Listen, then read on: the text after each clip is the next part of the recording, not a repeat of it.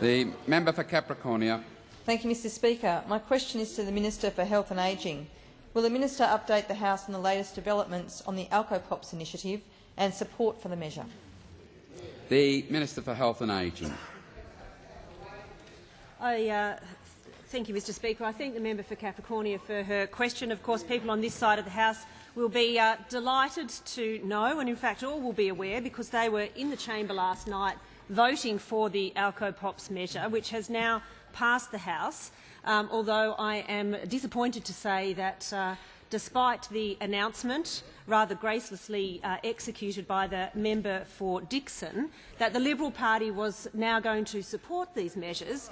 And I think it indicated that the Leader of the Opposition had finally had his way over the member for Dixon and the rest of the Shadow Cabinet and declared that support would be provided by the Liberal Party for this measure.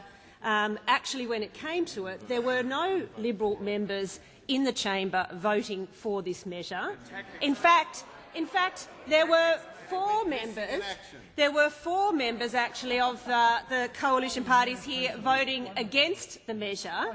And I have to admit, and probably not for the reasons that other people in the country might be feeling sorry for the Leader of the Opposition, but I admit to feeling slightly sorry for the Leader of the Opposition, who finally was able to say that he saw the merit of our arguments for the Alcopops and it was a matter worthy of supporting. So come on, troops, we're going to vote for it. And he turned around and there was suddenly nobody standing there behind him.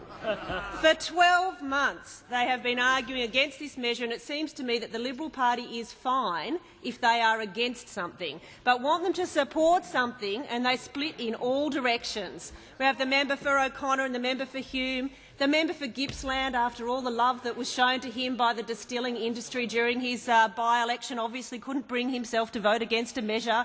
They actually ran an advertising campaign for him during his by-election. The Minister will resume her seat.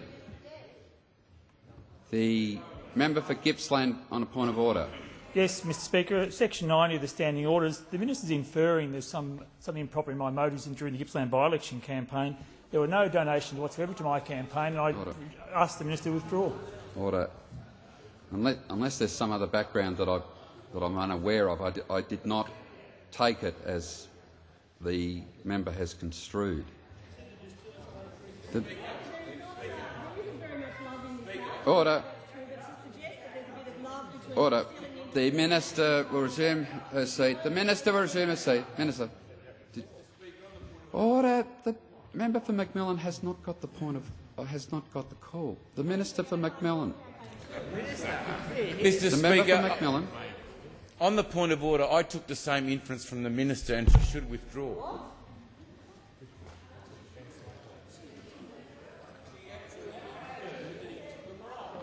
Well,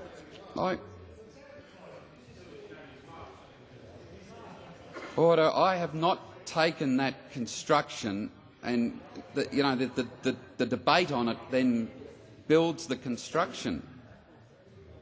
If there is a problem, there is another avenue that the member for Gippsland has to rectify.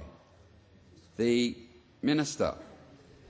Thank you, Mr Speaker. I understand why the member for Macmillan feels left out, because, of course, his campaign wasn't funded, advertising campaign wasn't funded by the distillers, but the member for Gippsland had advertising run through the whole by-election, paid for by the distillers. The Minister will resume her seat. The Leader of the Nationals on a point of order. Speaker, I ask you to demand the Minister withdraw the claim that a member's vote was influenced by political donations. That is a vile accusation and she must withdraw it.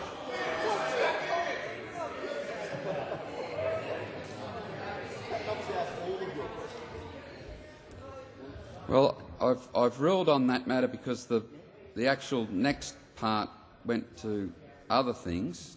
The Minister.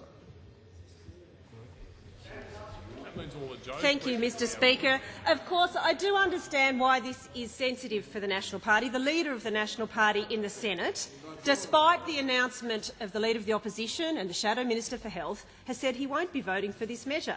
I mean, the Leader of the Opposition is running a rabble on the other side of the House. They have argued against this measure for 12 months. Finally, they have agreed that there is merit and that this measure should be passed, and then he cannot control the people in his team. When he says it's time for us to support this measure, he has the leader in the Senate saying he won't. He has members all scattered across the chamber here who won't follow his leadership. And as I say, I confess to feeling slightly sorry for the Leader of the Opposition when he actually decides to support somebody. There's nobody there standing behind him.